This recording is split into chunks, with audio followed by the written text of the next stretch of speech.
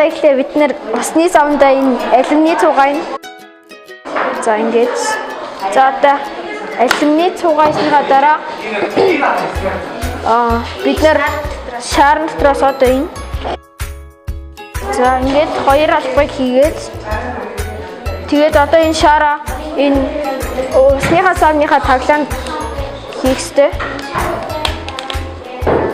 Тэгээд шараа өргөөд дотор нь гарс одоо энэ цууны хүчлэлтэй холгоор нэг нүүрс хүчлийн үүсч тэгээд энэ шарыг хэлж байгаа.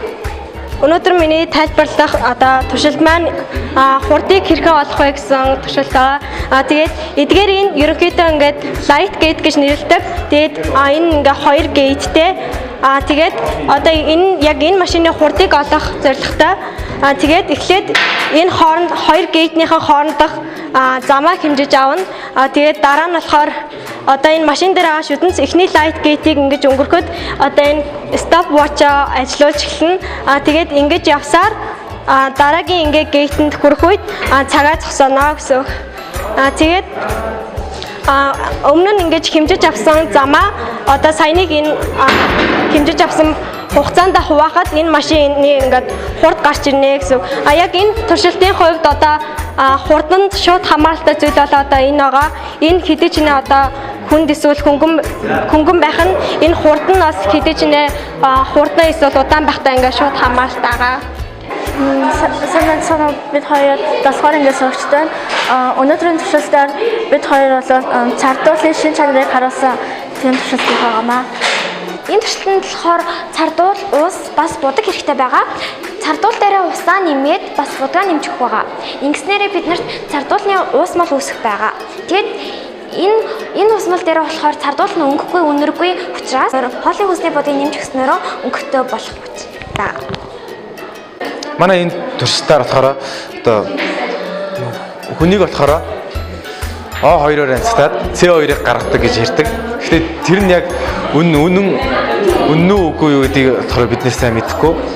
Харин энийг батлахын тулд бид нэр танигч уус мөлийг ашиглаад танигч уус мөл руу одоо үлдээсэн байгаа.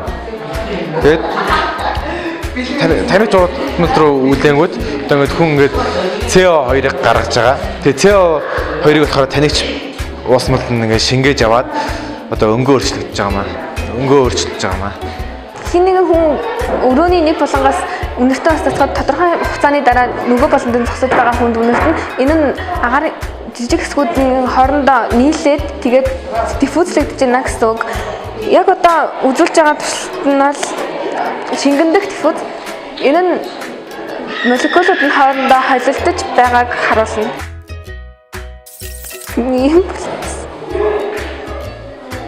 За өнөөдөр би та бүхэнд усыг халаахад тийм хэр хэмжээний энерги зарцуулдаг туршилтыг харуулах гэсэн юм. Энэхүү туршилтанд болохоор нэгэн томьёог ашиглах хэрэгтэй. Энэ Q тэнцүү M-ийг үрдгэн C тэгээд дельта температур байгаа. За тэгвэл M гэдэг нь болохоор усны маань одоо масс тэгээд C гэдэг нь болохоор манай усны маань дулааны багтаамж байгаа. Энэ болохоор тогтмол 4200 жоулыг хувадан килограммыг үрдгэн температур байдаг. За тэгвэл дельта температур нь болохоор сүүлийн температураас хасах нь эхний температур гэж байгаа. Сүүлийн температур нь болохоор би одоо хэмжих ёстой. За тэгвэл туршилтаа эхлүүлье. Эхний температур болохоор манай ус маань тэг температур байсан. Тэгээд хэсэг хугацааны дараа би энэ усаа халааснаа температур нь өсөх ёстой байгаа. 39.4 дээр тогтож байна. Бол энергийг зарцуулсныг одоо олох хэрэгтэй. Тэгвэл 4200 жоулыг хувадан килограмм температурыг буюу хувийн дулаан багтаамжийг үржүүлдэг нь 39.5 Цс. Үржүүлдэг нь 0.5 кг масс. Тэгвэл хариу нь хэд гарах вэ гэхээр энэхүү усыг халаахын тулд 82950 жоул энерги ашиглагдсан юм байна.